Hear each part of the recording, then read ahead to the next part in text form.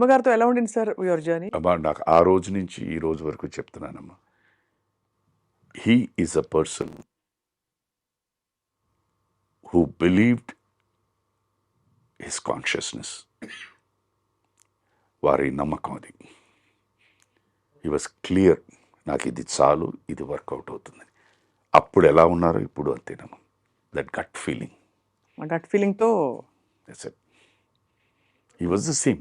నాకు వారిలో ఇంత మార్పు కూడా నాకు అనిపించలేదు. ఆ రోజు ఎలాగున్నారు, this is okay, this is perfect, work out అవుతుంది. ఇవాళ అంతే. సక్సెస్ ఫెయిల్యూర్ పక్కన పెట్టండి, ఆ రోజు ఆయన ఇది సక్సెస్ అవుతుంది అని బిలీవ్ చేశారా లేదా అని పక్కన పెడితే, ఆ రోజు అలాగే ఉన్నారు, ఈ రోజు ఇలాగ. సక్సెస్ అయిందా, ఆనందం లేదా. మ్యాన్ విత్ కన్విక్షన్ అమ్మా. అది రైటా రాంగా, మీకు రైట్ రాంగ్ అనిపించచ్చు, ఆయనకి రైటా రాంగ్ అంటే రైట్ అని చేస్తారు. అవును, ఆ కన్విక్షన్ అనేది ఇప్పటికీ అదే ఉందమ్మా. This is what was there. ఆ రోజు వారు ఎవరో ఎవరికి తెలియదు. అవును, కొత్త డైరెక్టర్ అందులో ఎవరికి తెలియదు. ఆ సినిమా రిలీజ్ అయిన తర్వాతే అందరికీ తెలిసింది. ఆ రోజు ఏ కన్విక్షన్ అయితే ఉందో, ఈ రోజుకి ఈ క్షణాన్ని కూడా అదే కన్విక్షన్. No change. ఎంతమంది మంచి లెజెండ్స్తో మీరు వర్క్ చేసే అవకాశం వచ్చింది సార్. విశ్వనాథ్ గారు, జంధ్యాల గారు, బాబు గారు, క్రాంతి కుమార్ గారు, రామ్ గోపాల్ వర్మ గారు, ముత్యాల సుబ్బయ్య గారు, రేలంగ్ నరసింహారావు గారు, you name it, it goes. అది ఒక్కొక్కళ్ళు ఒక్కొక్క తీరు కదా సార్.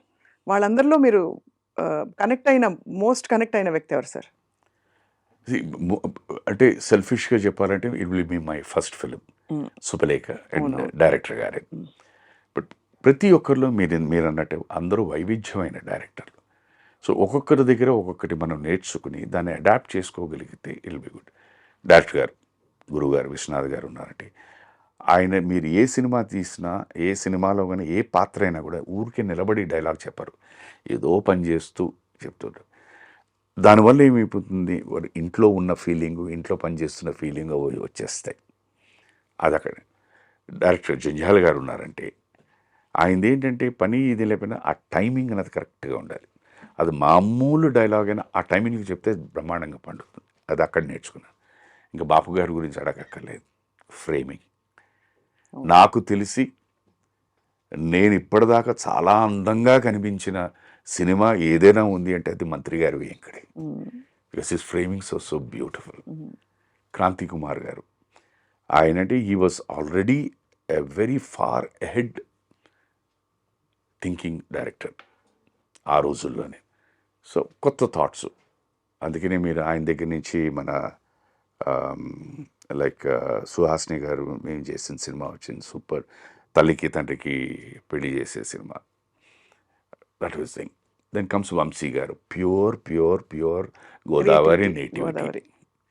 మ్యూజికల్, ఆయనకి ఏ షార్ట్ తీసినా డైలాగ్ చెప్పినా మ్యూజికల్ ఆ మ్యూజికల్గా ఉండాలి. ఆయనకి ఇళయరాజా గారు, ఆయన ఎన్నో సందర్భాలు, సుధా తగ్గ ఇలా అలా పరిగెట్టుకుంటా, నువ్వు ఇలా పరిగెట్టుకు వచ్చేకదు, ఇప్పుడు దీనికి రాజాగారు ఇలా ఇస్తారు. మీరు ఆశ్చర్యపోతారమ్మా, వాళ్ళిద్దరి మధ్య ఉన్న ఆ వేవ్ లెంత్ ఏమిటి అన్నది నేను ప్రాక్టికల్గా ఒక ఎగ్జాంపుల్ చెప్పగలుగుతాను. రాజా సార్ అండ్ వంశీ గారు. చెప్పండి ఇద్దరు అసలు. ఈయన ఇలా చెప్పేవారు సెట్లోని, మనకి ఏదో ఓకే అని ఏదో అనుకో, అలాగేనా అండి ఓపెన్గా చెప్పారు. ఒక సందర్భంలో సార్ ఎందుకో ఫోన్ చేశారు, నేను రావచ్చు నైట్ అని. రండి సార్ అన్నాను. ఆయనతో పాటు ఇంకో ఎవరో మ్యూజిషియన్ వస్తారండి. సార్ నో ప్రాబ్లం, ప్లీజ్ కమ్మండి. నేనేమైనా తీసుకురావాలా, వచ్చారు. కూర్చొని మాట్లాడతాం, ఆ మాట ఈ మాట మాట్లాడతాం. ఎందుకో తెలియకుండా అటు ఇటు వంశీ గారు రాజా గారు టాపిక్ వచ్చింది. వెంటనే ఆ మ్యూజిషియన్ అన్నారు, వంశీ గారి పేరు చెప్తుంటే, సార్ ఇవాళ మేము ఏదో చిన్నది అయినా కంపోజింగ్ దీంట్లో ఏదో ఇచ్చేసారండి, చేసిన తర్వాత అది మార్చని చెప్పి అది నోట్ చేసి పెట్టుకోండి, వంశీ ఏదో సినిమా తీస్తున్నాడు, ఎక్కడో ఒకటి బీజిఎంకి దేనికో పనికొస్తుంది అన్నారండి. నేను అలా ఉండి బ్లాంక్ అయిపోయాను. సడన్గా సార్ ఏమైపోయాను, లేదు సార్ ఇప్పుడు సార్ ఈ మాట అంటున్నారు, రాజా గారు ఇలా కంపోజ్ చేసి ఇది ఉంచండి, ఇది ఇప్పుడు వాడద్దు, వంశీ గారు ఏదో డైరెక్ట్ చేస్తే దానికి ఎక్కడైనా బీజిఎంలోనో లేకపోతే ఏదో షార్ట్లో వాడదామని. ఆయన నాకు ఒక సందర్భంలో, సుధాకర్ నువ్వు ఇలా పరిగెట్టుకుంటురా అని చెప్పి పరిగెట్టుకిచ్చి దీనికి ఈ మ్యూజిక్ ఇస్తారన్న. వాట్ ఏ కోఇన్సిడెన్స్ అండి. That is why that is why that chemistry. వాళ్ళిద్దరి మధ్య వచ్చిన మ్యూజిక్, వాళ్ళ సినిమాల్లో వచ్చిన అసలు సో బ్యూటిఫుల్. అవును అవును. ఈయనేమిటి, ఈయన టేస్ట్ ఏమిటి అనేది రాజా గారికి తెలుసు. రాజా గారు నేను తీసిన దానికి రాజా గారు నాకు ఎలాంటి మ్యూజిక్ ఇస్తారనేది ఈయనకి తెలుసు. అవును. ఆయన ఎన్ని సందర్భాల్లోనూ చెప్పేవారు, ఇది ఈ సీన్ ఇలా ఫ్లాట్గా ఉందని అనుకుంటున్నావు కదా, రాజా గారు దీనికి ఇచ్చేస్తారు, will make it to super scene ఆ బ్యాక్గ్రౌండ్ అని. ఆయన ఏమన్నట, ఏదో తీసుకుని వస్తాడు, దానికి ఇవన్నీ బాగా పనికొస్తాయి మనకి అని ఆయన. దోస్తీ కూడా ఉంది కదా సార్, చాలా మామూలు దోస్తీ కాదు. అది ఇవి ఏంటంటేనమ్మా, ఇవి నేను ఒక్కొక్కసారి ఇప్పుడు మళ్ళీ అగైన్ మనం అనుకుంటామమ్మా, ప్రకృతి అంటామా, ప్రకృతి అంటే మన లేటెస్ట్ ప్రకృతి అంటే మామూలుగా ఇది సృష్టి, భగవంతుడు ఆ వేవ్ లెంత్ క్రియేట్ చేశాడు కదా. అంతే కదా సార్. ఆ వేవ్ లెంత్ అన్నది ఎంత ఇంపార్టెంట్. లైఫ్లో ఎక్కడో most ఈయన important. రాజమండ్రిలో షూటింగ్ చేసి, అజయ్ గారు ఎక్కడో మెడ్రాస్లో ఉంటే, ఇక్కడ నీకు ఈ షాట్కి ఈ మ్యూజిక్ ఇలాంటిది ఇస్తారు అని చెప్పి ఈయనని ఆయన అక్కడ కంపోజ్ చేస్తూ ఏదో చేసుకుని వస్తాడులే, ఇది పనికొస్తుందని ఆయన. అవి వింటూ ఉంటే మాత్రం దట్స్ సో బ్యూటిఫుల్. ఇవాళ అవి మిస్ అయిపోతున్నాం. అవును.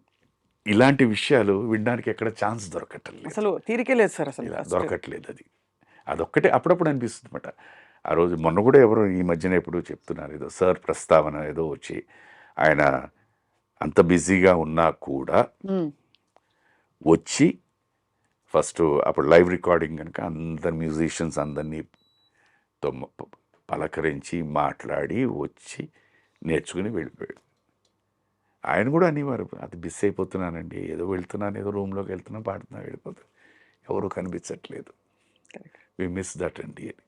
సో అందుకని బయట ఎప్పుడైనా ఎవరైనా కలిశారంటే గంటల తరబడి మాట్లాడుకుంటుంటారు, ఏ పెళ్ళిళ్ళలోనో వాటిలోనో. ఇప్పుడు అసలు ఆ వాతావరణాలే మారిపోయాయి సార్. మిస్ అయిపోతుంది. ఈవెన్ షూటింగ్లో కూడా ఇదివరకు ఏంటంటే షూటింగ్ స్పాట్ కూడా ఎక్కడ ఉన్నా ఒక మర్రి చెట్టు ఉండేది, ఆ చెట్టు కిందే అందరం కూర్చునేవాడు, వి యూస్ టు హ్యావ్ లంచ్. ఇప్పుడేంటి ఈచ్ వన్ కట్ అనేసరికి ఎవరు క్యారవాన్ వాళ్ళకి వెళ్ళిపోతుంది. Caravan is not a mistake Anu, it's a comfort. దాంతోపాటు ఏమైపోయిందంటే, బహుశా నేను ఎక్కువ ఎలా ఆలోచిస్తానంటే, ఈ మొబైల్స్ అని వచ్చిన తర్వాత that is taken you to privacy. Everybody has their own world. So దాంతో ఎందుకంటే every one wants to get cut off.